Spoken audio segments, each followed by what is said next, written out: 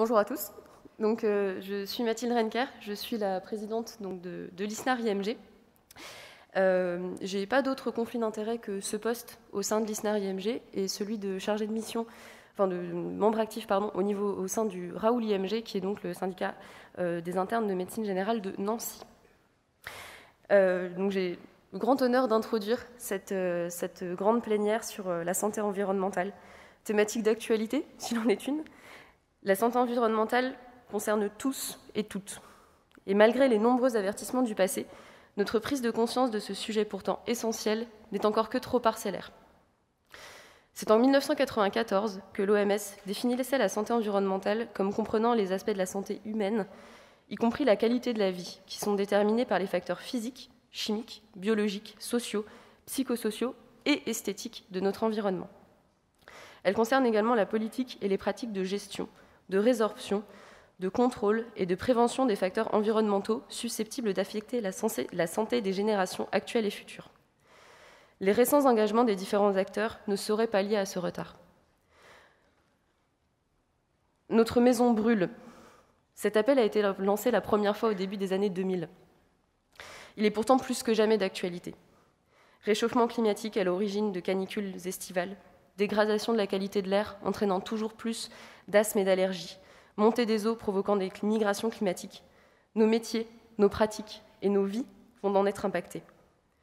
En 2019, l'ONG Healthcare Without Harms a produit une étude visant à étudier l'impact du secteur de la santé sur les émissions de gaz à effet de serre. La conclusion est sans appel. 4,4% des émissions mondiales sont provoquées par ce secteur. Si la santé était un pays, il serait le 5e plus gros émetteur au monde. La France n'est pas en reste, avec, toujours d'après ce rapport, 4,6% de notre empreinte carbone provoquée par le secteur de la santé. Le rôle des médecins pour réduire cet impact est primordial. Les médecins généralistes doivent avoir les clés pour comprendre les enjeux et adapter leurs pratiques en conséquence. Les internes et étudiants en médecine doivent bénéficier de formations dans le cadre de leur cursus, pour que nous apprenions à exercer une pratique responsable, durable, respectueuse des enjeux de santé environnementale auxquels nous serons nécessairement confrontés. L'intégration au cursus de médecine d'enseignement visant à apprendre la rationalisation des prescriptions, antibiotiques ou autres, est nécessaire. Que cela soit dans le cadre de la formation initiale ou dans le cadre de la formation continue, la sensibilisation des professionnels de santé au sujet de la santé environnementale est primordiale. Pour permettre une réelle prise de conscience de l'ensemble du milieu médical sur les rôles clés que nous avons tous à jouer, il est plus que temps que la santé environnementale fasse partie de nos préoccupations quotidiennes et soit intégrée comme étant l'un des enjeux majeurs de nos formations. Le milieu médical, que cela soit via l'impact direct de notre travail, le développement des résistances antibiotiques, le matériel à usage unique, jetable, les consommables que nous utilisons tous les jours, la consommation d'eau, ou bien via les changements épidémiologiques auxquels nous allons être confrontés, sera fortement impacté par les changements à venir. Je voulais présenter la déclaration appelant les médecins généralistes du monde entier à agir en faveur de la santé planétaire. Cette déclaration a été produite par la WONCA, la World Organization of Family Doctors, l'Alliance pour la santé planétaire et le Clinical for Planetary Health Working Group. Elle a été produite en mars 2019 et identifie 5 grands risques du changement climatique sur la santé. Premièrement, l'augmentation des maladies non transmissibles. Ces maladies, qui représentent actuellement près de 3/4 des causes de décès dans le monde, seront fortement impactées par les changements climatiques, tant à cause de phénomènes extrêmes qui vont survenir, comme les vagues de chaleur et les canicules, qu'à cause de la pollution de l'air. La pollution de l'air étant responsable à elle seule, d'après l'OMS, de plus de 7 millions de décès par an dans le monde. Une étude de Santé publique France, qui visait à évaluer l'impact à court et plus long terme sur la mortalité de la diminution transitoire de la pollution de l'air ambiant durant le confinement du printemps 2020, démontre qu'environ 2300 décès avaient été évités sur cette période, en lien avec une diminution de l'exposition aux particules ambiantes, et 1200 décès avaient été évités en lien avec une diminution de l'exposition au dioxyde d'azote, qui est liée principalement au trafic routier. Cette étude a permis de conclure que 40 000 décès annuels étaient attribuables à l'exposition aux particules fines et près de 7 000 attribuables à l'exposition au dioxyde d'azote. Pour comparaison, l'alcool provoque environ 41 000 décès par an en France. Il serait peut-être temps de considérer la pollution avec le même sérieux que l'alcool. Deuxièmement, cette déclaration identifiait un autre facteur de risque étant la détérioration de notre alimentation. Que cela soit via la diminution des pollinisateurs, le déclin des populations de poissons par exemple, la contamination de nos aliments par les perturbateurs endocriniens, les sécheresses qui touchent de plus en plus nombreuses cultures agricoles, les changements climatiques entraînent des conséquences néfastes sur notre alimentation, qui est elle-même directement liée à notre santé. L'exposition à des maladies transmissibles émergentes. Les hausses de température font craindre l'émergence de nouvelles maladies transmissibles. Elles entraîneront également des conditions favorables à l'extension de certains vecteurs de maladies déjà connues. Le paludisme, la dengue, le chikungunya, le virus Zika. Tous sont des pathogènes que nous pourrions voir devenir, si ce n'est commun, tout du moins courant en France. L'augmentation de la mortalité à la chaleur, qui elle ne nécessite pas de plus amples explications. Et enfin, l'impact sur la santé mentale. Le climat ambiant, loin d'être favorable à un épanouissement personnel. La transformation de nos paysages, l'angoisse de la diminution de nos ressources naturelles, l'instabilité économique, les migrations climatiques qui vont survenir, tout ceci contribue à augmenter nos facteurs de stress, en plus de majorer les angoisses climatiques et sentiments naturels de découragement devant ces modifications. Pour autant, il faut souligner les efforts qui ont été faits sur ce sujet. Notamment, l'ISNAR-IMG a décidé de s'engager sur cette thématique en produisant un guide et une charte à destination des internes, mais également en faisant de cette thématique majeure l'un des principaux axes de notre congrès. Le choix de cette thématique de santé environnementale pour cette grande plénière affiche la volonté du CNGE de s'embarrer également de cette thématique. Les différents plans nationaux visant à lutter contre l'antibiorésistance en place depuis l'an 2001 témoignent d'une prise de conscience gouvernementale sur ce sujet précis. L'implication du Collège de la médecine générale via un groupe de travail sur la santé planétaire ayant d'ores et déjà produit des fiches, des recommandations et mis à disposition de nombreuses ressources sur la santé planétaire. La déclaration que je vous ai présentée. Tout ceci sont autant de signaux d'une volonté commune portée par de nombreux acteurs du monde de la santé, enseignants, internes, étudiants, médecins. Nous prenons conscience du rôle clé que nous avons à jouer pour maintenir une qualité de prise en soin optimale dans ce monde en constant changement. Alors que faire ? Cette grande plénière a aussi pour objectif de vous donner quelques clés, quelques solutions qui sont utilisables par tous et pour tous pour permettre d'intégrer ces notions dans nos habitudes de tous les jours. Notamment, je me permettrai donc de présenter le site Santé Durable, qui est le fruit du travail du docteur Julie Legrand, qui n'a malheureusement pas pu être avec nous ce jour, mais qui m'a permis de présenter son travail. Elle a produit une thèse qui a été soutenue en mars 2018, qui traitait du développement durable en cabinet. Elle s'intègre donc parfaitement dans le sujet de cette plénière. Le site santédurable.net, qui est le fruit de son travail, représente un cahier des charges du développement durable en cabinet. Il permet facilement et rapidement d'exposer certaines solutions simples, efficaces, pour réduire l'impact écologique d'un cabinet. Cabinet durable peut être mis en place via des solutions simplistes, prendre garde à sa consommation d'énergie, envisager des solutions consommables à usage unique, prendre soin de l'isolation et des bâtiments qui peuvent causer des déperditions énergétiques. Ce sont des solutions très simples, rapides, efficaces, peu coûteuses, qui concourent à la mise en place d'un cabinet éco-responsable. Les transports également. Les transports peuvent être un moyen de diminuer son impact. En fonction des lieux d'exercice, on peut par exemple faire des visites à vélo, pour faire un peu de sport en même temps. On peut faire des visites à vélo, on peut faire mutualiser les moyens pour acheter par exemple des voitures électriques au sein d'un cabinet partagé ou d'une maison de santé pluriprofessionnelle.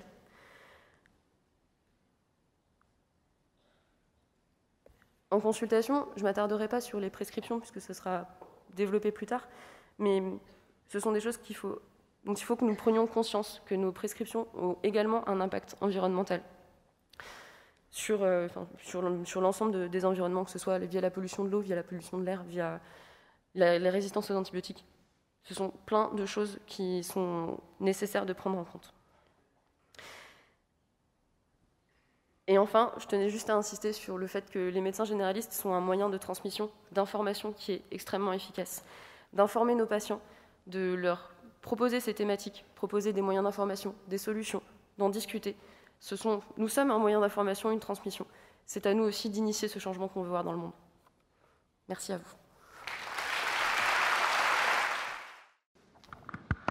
Oui, bonjour, Manuela Plum de Strasbourg. Je me demandais s'il y avait déjà quelque chose de prévu pour recycler tous nos masques et plastiques qu'on jette et qui vont à la poubelle de destruction. Alors, je ne sais pas s'il y a des initiatives nationales qui ont été prises. En l'occurrence, il me semble que quelques initiatives locales sont prises en fonction des villes, et notamment au niveau de Nancy, des choses et des solutions existent, mais je ne suis pas sûre de connaître de solutions nationales ou bien vraiment régulées sur ce sujet. Par rapport au matériel jetable, jusqu'en 1999, on avait des poupinelles, donc des fours, et on avait des plateaux de suture qu'on stérilisait. Mais avec la vache folle, ça a été interdit et il faut des autoclaves, ce qui coûte beaucoup plus cher avec des consommables. Et puis la vache folle, maintenant, ça fait plus de 20 ans qu'on n'en parle plus. Je me demandais s'il était possible d'un petit retour en arrière pour la réutilisation des poupinelles. J'avoue que je ne connais pas le sujet spécifique des copinelles. Pour le coup. Alors, on avait imaginé cette plénière avec Mathilde qui prend la parole en faisant ce plaidoyer pour quelque chose qui nous mobilise, je pense, collectivement. À travers vos questions, je pense que voilà, vous renvoyez aussi le bon sens de notre collectivité qui se préoccupe de modalités simples pour avoir un comportement dans nos cabinets éco-responsables. Je pense que c'est des choses qu'il va falloir ramener dans des groupes de travail sous l'entête de notre profession, étant convenu que, voilà, aujourd'hui, le législateur n'étant pas avec nous, nous n'aurons pas la réponse formalisée à votre remarque. Bonjour, Jean-Baptiste Kern, MSU Nord-Isère. En réponse en fait à la question qui a été posée de personnes avant, pour le recyclage des masques, il existe des solutions qui sont proposées par des opérateurs privés comme La Poste, avec des cartons mis à disposition, et après ça représente un certain coût. Peut-être que des opérateurs de proximité ou des regroupements tels que les communautés de communes ou les communes peuvent aider à acheter ces contenants et organiser peut-être pas à l'échelle d'un cabinet ou d'une maison de santé, mais sur un territoire un peu plus large ce ramassage. Mais ça existe. Du coup, Dr Vissoc, encore, désolé. Je vous remercie vraiment d'intervenir sur la santé planétaire. Du coup, pour moi, avec cette plénière, ça introduit la notion que soigner devient un peu aussi un acte politique, puisque la place environnementale est aussi politique. Par contre, je m'interroge sur la place que nous pouvons avoir en tant qu'individus, soignants, médecins généralistes, puisque pour moi, le temps de l'action ne se situe pas à ce niveau-là, il se situe au-dessus de nous. C'est-à-dire, par exemple, je reprends l'exemple de la détérioration de l'alimentation. Pour moi, il y a beaucoup de choses à faire avec l'agro-industrie, qui est pour moi en partie responsable de l'épidémie de diabète que nous avons, pour faire un lien avec la plénière précédente. Et pareil pour l'exposition à des maladies transmissibles émergentes. Le niveau d'action se situe en amont, par exemple avec l'antibiorésistance. Cela concerne principalement l'élevage intensif et l'utilisation abusive des antibiotiques. La santé humaine a finalement très peu d'impact sur cet aspect-là. Donc voilà, je m'interroge sur la place que nous pouvons avoir, mais je suis très heureux de le voir arriver dans une plénière du CNGE. Non, tout à fait. L'impact des populations, des individus est extrêmement important, parce qu'effectivement, c'est collectivement que certaines actions peuvent se mettre en place, et c'est collectivement qu'on peut faire bouger les choses. Et donc, c'est important d'en parler, de communiquer. C'est pour ça que je disais notamment par rapport à nos patients, puisque nous sommes une source d'information. Et c'est en fait des actions collectives qui permettront de faire changer, de faire bouger des grosses lignes. Et c'est effectivement les grosses lignes qu'il faut bouger, mais petit caillou par petit caillou, on peut tous y arriver ensemble.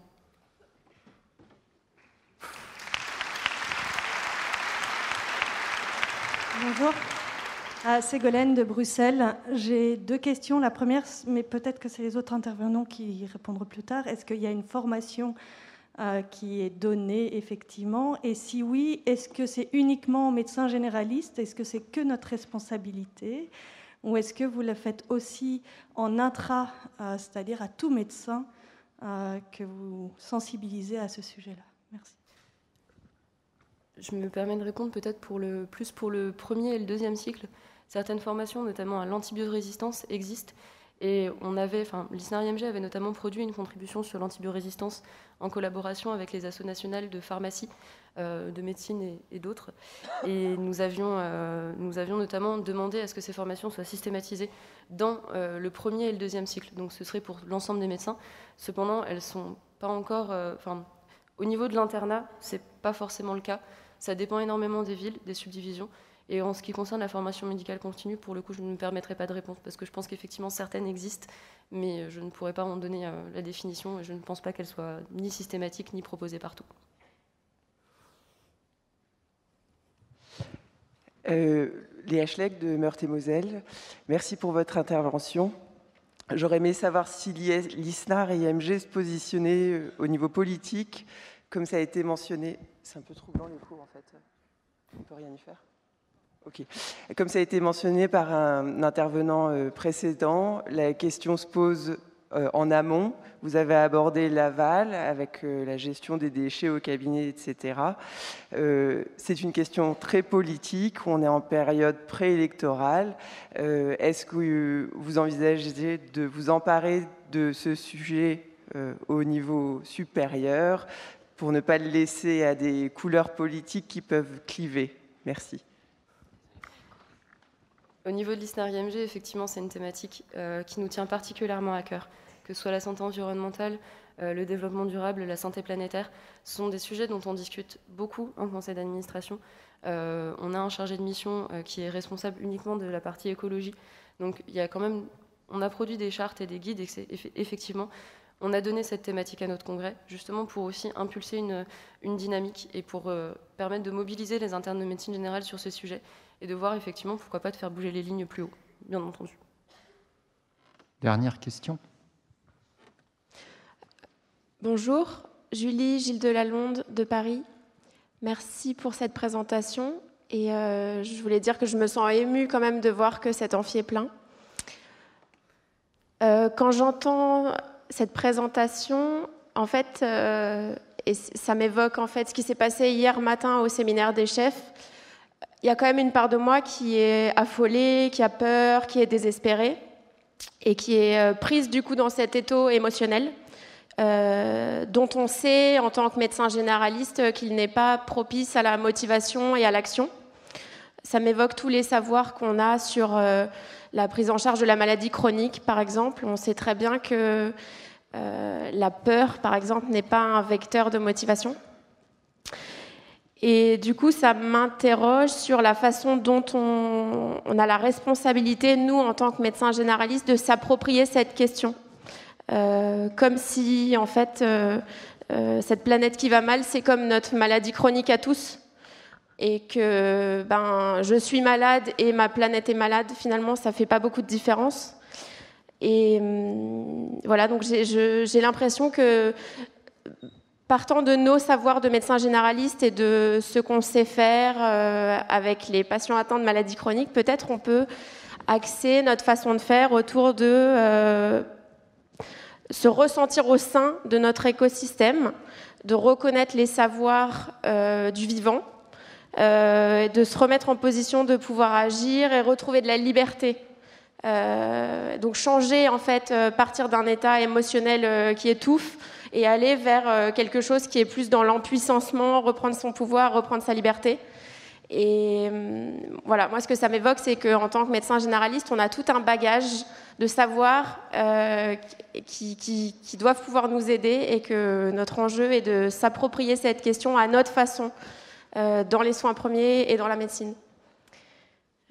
Voilà. Merci de ce retour.